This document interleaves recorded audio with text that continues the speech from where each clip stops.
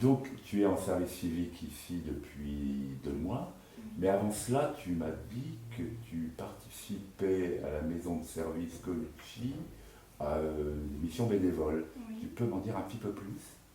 Donc pendant à peu près 1 mois et demi, j'ai été bénévole à la maison de service Colucci vers la résidence Saint-Paul. Là-bas, j'étais chargée d'aider les personnes défavorisées à faire leurs courses à petit prix, à prix bas, et de remettre justement en rayon tous les aliments possibles. Et qu'est-ce que tu gardes en tête de cette expérience? C'était cool, mais ça m'a pas vraiment plu, quoi. Le fait d'être dans un magasin à remettre en rayon, Oui, ça m'a pas plu du tout, quoi. mais j'imagine Mais le fait de faire du bénévolat, ouais, d'aider. les personnes qui rencontrent Voilà. des difficultés sociales et la relation avec eux. Oui, voilà. Ça allait.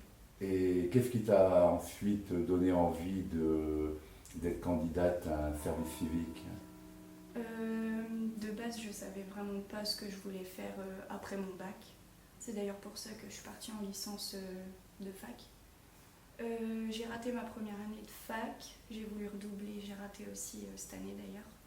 Et quand j'ai vu l'annonce du service civique ici, j'ai tout de suite tenté. Et depuis 1 mois et demi, je suis ici et je me retrouve très bien ici, quoi.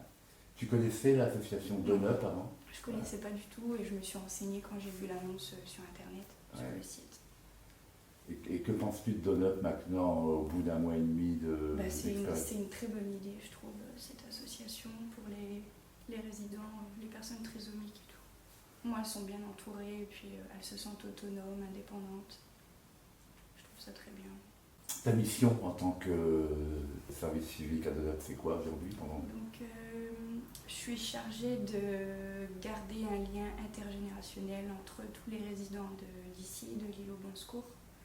Et comment se passe ta relation avec les personnes trisomiques? Tu connaissais des enfants ou des Non. personnes trisomiques? Tu en avais déjà? J'appréhendais un petit peu parce que j'avais vraiment jamais côtoyé de personnes trisomiques.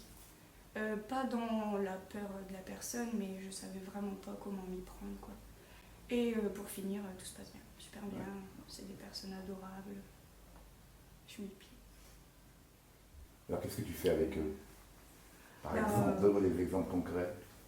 L'autre jour, c'était hier d'ailleurs, Gilles nous a rejoints dans le jardin, on a passé l'après-midi avec lui, Mario aussi, on discute avec eux, on rigole beaucoup aussi avec eux. Et plus généralement, parle-moi un peu de la formule service civique. Qu'est-ce que ça t'apporte, toi, qui as déjà eu un parcours scolaire évidemment et un parcours universitaire? Qu'est-ce que ça t'apporte et qu'est-ce que tu en attends, le service civique? Déjà, professionnellement, ça me montre un petit peu ce que ce sera le travail après. Voilà. Et étant donné que je ne sais toujours pas ce que je veux faire vraiment, là ça m'aide un petit peu quand même dans mes recherches.